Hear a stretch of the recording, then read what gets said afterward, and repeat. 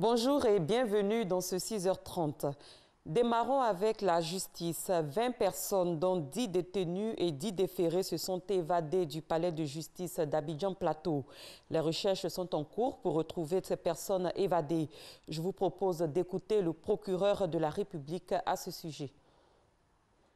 Ce mardi 8 août 2017, aux environs de 11 h, des détenus extraits de la maison d'arrêt et de correction d'Abidjan, qui venaient de recevoir des notifications en cabinet d'instruction, ont agressé des agents de police en mission de déferrement au palais de justice d'Abidjan-Plateau, occasionnant ainsi l'évasion de 20 personnes, dont 10 détenus et 10 déférés.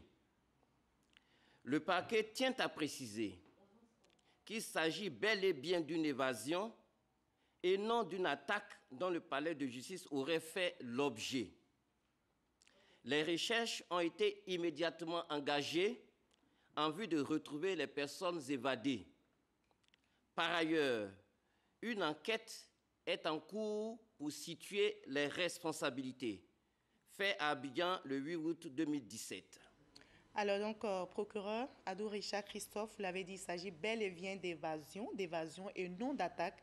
Alors, comment les choses se sont passées concrètement? Oui, c'est ce que je disais tantôt. Chaque matin, nous recevons des détenus venant de la maison d'arrêt et également nous recevons des personnes qui viennent des différents commissariats et brigades de gendarmerie. C'est cette personne, les dernières personnes qu'on appelle les déférés. Mais ceux qui viennent de la maison d'arrêt sont des détenus. Et le juge d'instruction a extrait des personnes à qui des notifications devaient être faites. Ça, ce sont des détenus. Les commissariats de police, les brigades de gendarmerie défèrent des gens, ce sont des déférés. Et au moment où on s'occupait de ces personnes pour les prendre en compte, il y a eu des éléments du 14e arrondissement qui sont venus avec deux détenus, un détenu mais en retard.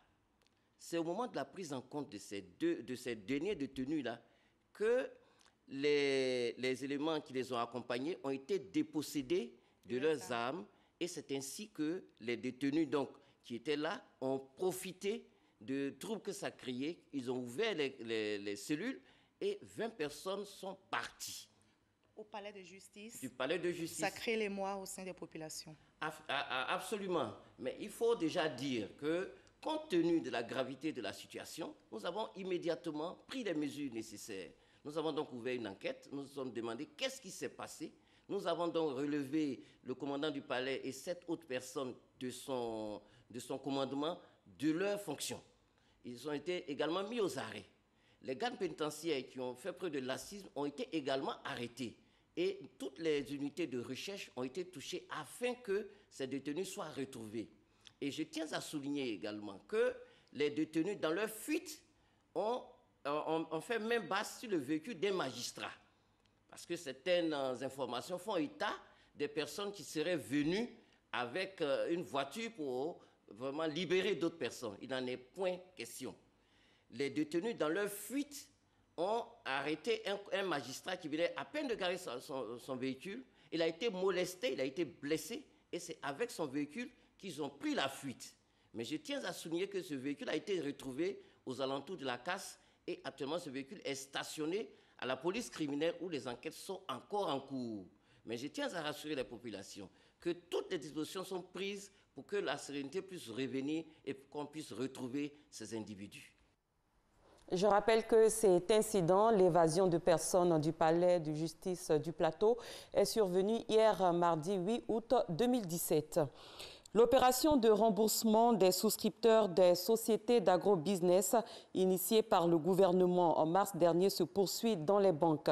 Sur 17 400 personnes enrôlées, 11 382 souscripteurs ont été payés à plus de 11 milliards de nos francs sur environ 24 milliards de francs CFA sur les comptes des structures d'agrobusiness. L'administrateur séquestre Drissa Koné invite les retardataires à se faire recenser. Francis Boifou. 1,150 milliard de francs CFA découverts par la police économique au titre des ressources additionnelles pour le remboursement des souscripteurs des sociétés d'agro-business. Ce qui amène l'administrateur séquestre à lancer cet appel à l'attention des souscripteurs. Nous invitons l'ensemble des souscripteurs à pouvoir se faire enregistrer sur le site agrobusiness.ci de sorte de nous permettre, de pouvoir clôturer au moins l'enregistrement des souscripteurs au titre des plaintes réclamations et également l'enregistrement des souscripteurs au titre des retardataires. Et aujourd'hui, la date que nous avons retenue, ensemble avec les représentants des souscripteurs lors de notre séance de travail de la semaine dernière, c'est la date du 20 août 2017. Nous encourageons les banques à poursuivre le processus puisque c'est auprès d'elles que les souscripteurs se présentent. L'opération de remboursement des souscripteurs au prorata des sommes disponibles sur les comptes des sociétés d'agrobusiness se poursuit dans 16 banques.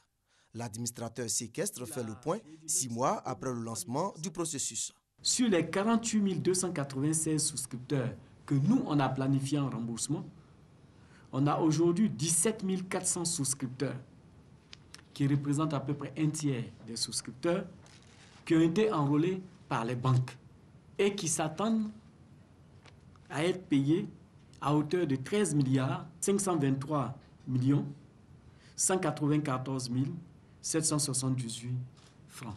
Donc sur les 17 400, il y a 11 382 souscripteurs qui ont effectivement été payés. Donc ça représente 23,57% des 48 296 souscripteurs que nous avions programmés. 48 296 personnes sont concernées par le phénomène d'agro-business. Elles ont investi plus de 100 milliards 500 millions de francs CFA, dont plus de 24 milliards 500 millions saisis sur les comptes des sociétés d'agro-business par le gouvernement en janvier dernier. En religion, après leur arrivée à Médine, première étape du pèlerinage, des candidats ivoiriens au Hadj ont été accueillis par l'ambassadeur et le consulat général au Hadj de Côte d'Ivoire en Arabie Saoudite. Les pèlerins ont été pris en charge par la commission hébergement. Ils sont logés dans de très bonnes conditions, nous dit Parga Sorokoni.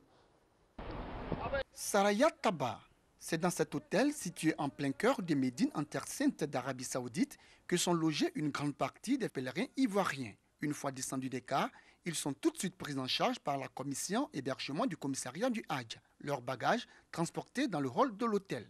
Certains en rang attendent les ascenseurs pour regagner les chambres, d'autres préfèrent les escaliers. C'est le cas aussi du vice-président de la commission hébergement, Diané Abdoulaye. Il faut vite regagner le palier neuf en vue de résoudre les problèmes dus à l'hébergement. Une fois arrivés, ces candidats au Hadj du vol 2 lui soumettent quelques difficultés. On n'a qu'à attendre un peu, qui vont nous loger tout à l'heure. Comme on vient à peine d'arriver aussi. Depuis nous sommes arrivés jusqu'à présent, on n'a pas encore eu le logement. Et on est sur pied. Chaque fois qu'on monte, on nous dit de descendre en bas. Après les explications des responsables, tout finit par rentrer dans l'ordre. Les agents recensés sont sur 3 paliers, on a 8 paliers. Donc il faut qu'ils finissent les paliers et puis ils progressent au fur et à mesure. Donc quand les pèlerins sont sur un palier qui attendent, ça crée souvent certains désagréments. Je peux vous rassurer, et tous se sont logés et ils sont contents. Les pèlerins se disent fiers d'être logés non loin de la mosquée du prophète de l'islam, le prophète Mohammed. Nous sommes heureux d'être logés, en fait. Nous avons une belle vue sur Masjid Nabawi, qui est la mosquée du prophète Mohammed sallallahu alayhi wa sallam. Le hôtel là, ça a près de mosquée. Vraiment, je suis venu, je suis satisfait. Des pèlerins qui, en fin de journée, recevront la visite du consul général de Côte d'Ivoire à Jeddah. Les chambres qui leur sont données, eh bien, ils vont trouver des gens avec qui ils n'ont jamais vécu, qu'ils ne connaissent pas. Mais c'est ça aussi le vertu du Hadj. Se connaître mutuellement, apprendre à vivre ensemble et donc apprendre à se corriger soi-même. Voilà, donc c'est un peu tout ça que nous sommes venus leur rappeler. À côté de cet hôtel, de nombreux autres pèlerins ivoiriens sont logés dans d'autres hôtels non loin de la mosquée sacrée du prophète Mohammed. En images, les nouvelles sont bonnes pour la Côte d'Ivoire du côté des mondiaux d'athlétisme à Londres. Après avoir été sacrée vice-championne du monde, la sprinteuse ivoirienne Marie-Josée Talou s'est qualifiée hier soir pour les demi-finales du 200 mètres en 22 secondes 70. À l'étranger, le Kenya attend désormais les résultats définitifs de l'élection présidentielle. Les premières tendances donnent Uhuru Kenyatta en tête. Après dépouillement de plus de la moitié des bulletins, le président sortant était crédité de 55% des voix contre près de 44% pour Raila Odinga. Mais la coalition d'opposition ne reconnaît pas ces premiers chiffres et les qualifie de fictifs. L'opposition reproche à la commission électorale indépendante de ne pas lui communiquer les procès-verbaux. Plus loin du Kenya, le président chinois Xi Jinping a appelé à des efforts sans relâche pour organiser les secours rapidement et venir en aide aux blessés après le séisme de 6,5 sur l'échelle de Richter qui a frappé la province de Sichuan le mardi 8 août. Pour l'heure, on compte 13 morts et 175 blessés. De nombreux habitants et touristes sont encore bloqués dans un parc national très fréquenté. C'est la fin de ce 6h30. Merci de l'avoir suivi. Très bon début de journée à tous et à toutes.